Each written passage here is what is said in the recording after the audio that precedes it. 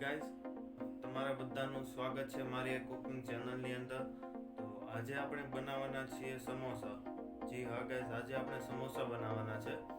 તો તેની recipe start કરતાં પહેલાં જો તમે અમારી ચેનલને સબસ્ક્રાઈબ નથી કરી તો સૌથી પહેલાં તમે અમારી ચેનલને કરી દો સબસ્ક્રાઈબ.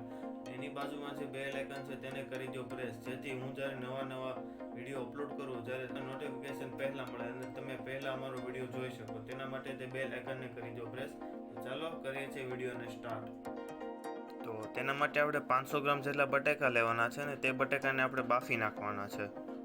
ત્યાર પછી તે બટેકાને આવી રીતના મેશ કરવાના છે. ત્યાર પછી ગેસ ઉપર એક બાઉલ મૂકીને તેમાં 1 પાવડા જેટલું તેલને એડ કરવાનું છે. તમે જોઈ શકો છો વિડીયોમાં. તો આપણું તેલ હવે ગરમ થઈ ગયું છે. તેલ ગરમ થઈ ગયા પછી 1 થી 2 ચમચી જેટલું આપણે અધકચરું કરેલું ધાણા નાખવાના છે. 1 ચમચી જેટલી આપણે જીરું નાખવાનું છે અને 1 ચમચી જેટલી આપણે વરિયાળીને એડ કરવાની છે. ત્યાર પછી તેને આવી રીતના હલાવીને મિક્સ કરી દેવાનું છે. સરખી રીતે મિક્સ થયા પછી તેમાં આપણે 1 ચમચી જેટલું આદું ખમણેલું એડ કરવાનું છે અને 1 નાનું બાઉલ જેટલી આપણે જે મરચાં લીધેલા છે તેને એડ કરવાના છે. મરચાં તમે તીખા અથવા તો મોળું ખાતા હો તો તમે મોળા મરચાં પણ તેમાં એડ કરી શકો છો. પછી તેને આવી રીતના મિક્સ કરી દેવાનું છે. ત્યાર પછી તેને ધીમા ગેસ ઉપર રાખવાનું છે. જ્યારે થોડું ચડી જાય ત્યાર પછી તેમાં આપણે 1 નાનું બાઉલ જેટલું લીલું લસણને એડ કરવાનું છે.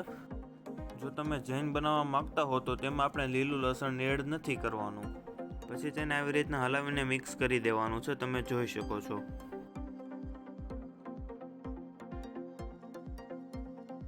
ત્યાર પછી તેને આપણે થોડો સમય મીન્સ કે આપણે 5 મિનિટ ધીમા ગેસ ઉપર આપણે તેને થોડું ચડવા દેવાનું છે. તો 5 મિનિટ જેટલો સમય થઈ ગયો છે. તો ત્યાર પછી અડધી ટેબલ સ્પૂન જેટલી હળદરને એડ કરવાની છે. ત્યાર પછી અડધી ટેબલ સ્પૂન જેટલું ધાણા જીરું એડ કરવાનું છે અને અડધી ચમચી જેટલો આપણે તેમાં ગરમ મસાલો એડ કરવાનો છે, જેથી ટેસ્ટમાં પણ ખૂબ સરસ લાગે. અને સ્વાદ પ્રમાણે આપણે મીઠું તેમાં એડ કરી દેવાનું છે. ત્યાર પછી આપણે તે સ્ટફિંગને આવી રીતના હલાવીને મિક્સ કરી દેવાનું છે. ત્યાર પછી થોડો સમય ધીમા ગેસ ઉપર ચડવા દેવાનું છે. 5 મિનિટ જેટલો સમય થઈ જાય ત્યાર પછી તેમાં આપણે 1 ટેબલ સ્પૂન જેટલું આમચૂરનો પાવડરને એડ કરી દેવાનો છે, જેથી તે મસાલો આપણને ખાટો મીઠો અને ખૂબ સ્વાદમાં પણ ખૂબ સરસ લાગે.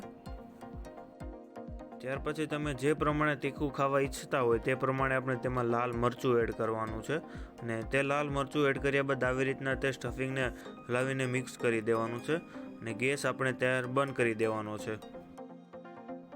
ત્યાર પછી જે આપણે બટેકાનો માવો મેશ કરેલો છે તેને આપણે તે સ્ટફિંગની અંદર મિક્સ કરી દેવાનો છે. તમે જોઈ શકો છો વિડીયોમાં.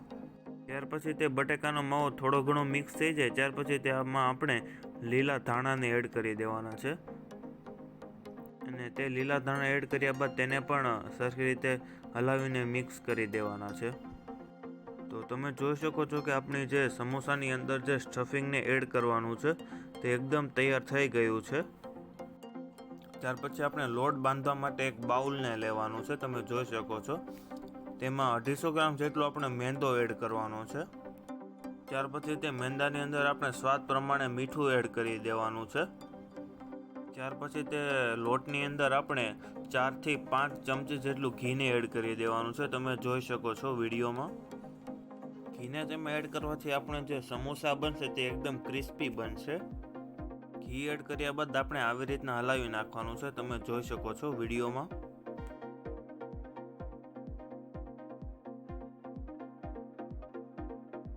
તેને થોડો સમય સુધી આવી રીતના હલાવતા જવાનું છે અને ત્યાર પછી તેમાં થોડું પાણી એડ કરીને પછી હલાવવાનું છે. તમે જોઈ શકો છો વિડીયોમાં. આપણે આ લોટને ભાખરી જેટલો કડક બાંધવાનો છે.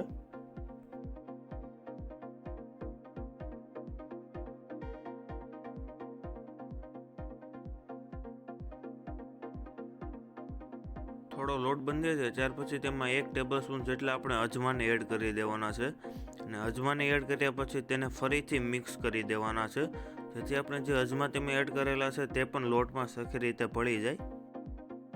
તમે જોઈ શકો છો કે આપણો લોટ એકદમ બંધાઈને તૈયાર થઈ ગયો છે. આપણે આટલો કડક રાખવાનો છે. ત્યાર પછી આપણે આવી રીતના નાવનો લુવો લઈને તે આવી રીતના વણી નાખવાનું છે.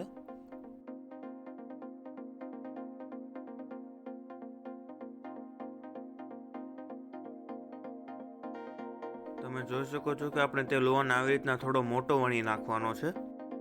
ત્યાર પછી તમે જોઈ શકો છો કે તે વણેલું છે તેને આવી રીતના 2 કટકા કરી દેવાના છે.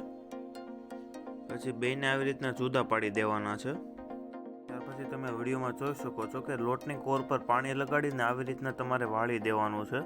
તમે જોઈ શકો છો વિડીયોમાં. અને ત્યાર પછી આવી રીતના આપણે ભૂંગળું બનાવી દેવાનું છે. તમે હમણાં વિડીયોમાં જોઈ શકો છો. પછી જે 2 કોર ભેગી થયેલી હોય તેને આવી રીતના દબાવીને સરખી રીતે કરી દેવાની છે. અને આવી રીતના ભૂંગળું બનાવી દેવાનું છે. અને આની અંદર આપણે જે સ્ટફિંગ બનાવેલું છે તે સ્ટફિંગને આની અંદર એડ કરી દેવાનું છે. તમે જોઈ શકો છો વિડીયોમાં. આવી રીતના તે સ્ટફિંગને એડ કરી દેવાનું છે. તે સ્ટફિંગને એડ કર્યા બાદ આવી રીતના દબાવી દેવાનું છે. અને જે ઉપર કોર છે તેની ઉપર આવી રીતના પાણી લગાવી દેવાનું છે આંગળી વડે. અને તેને પણ આવી રીતના દબાવીને મિક્સ સરખી રીતે બંધ કરી દેવાનું છે. તમે જોઈ શકો છો વિડીયોમાં. આવી રીતના આપણે તેને બંધ કરી દેવાનું છે.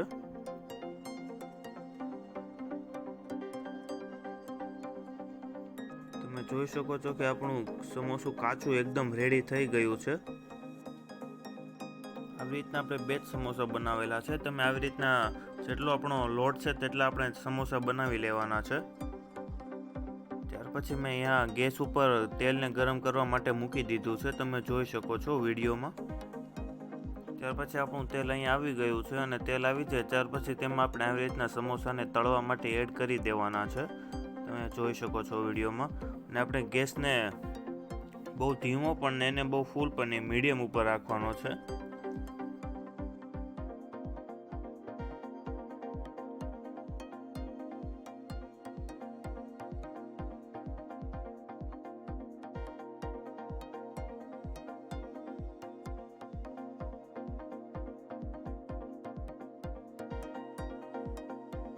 તમે જોઈ શકો છો કે આપણા સમોસા એકદમ બ્રાઉન કલરના થઈ ગયા છે.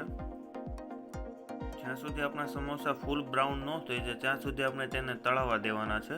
અને આવી રીતના આપણે ધીમે ધીમે હલાવતા જવાના છે જેથી જે સાઈડ કાચી હોય તે પણ સરખી રીતે તળાઈ જાય.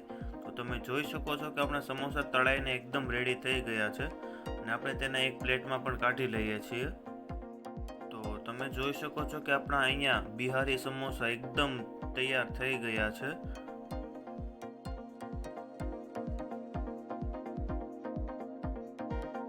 તો ચાલો વિડીયોને કરે છે એન્ડ. જો તમને અમારી આ રેસીપી ગમી હોય તો અમારા વિડીયોને લાઈક કરી દો. અને તમે હજી અમારી ચેનલ પર નવા હો તો અમારી ચેનલને કરી દો સબસ્ક્રાઈબ, જેથી અમારા નવા વિડીયો તમે જોઈ શકો. તો મળીએ છીએ આવી જ નવી રેસીપી સાથે.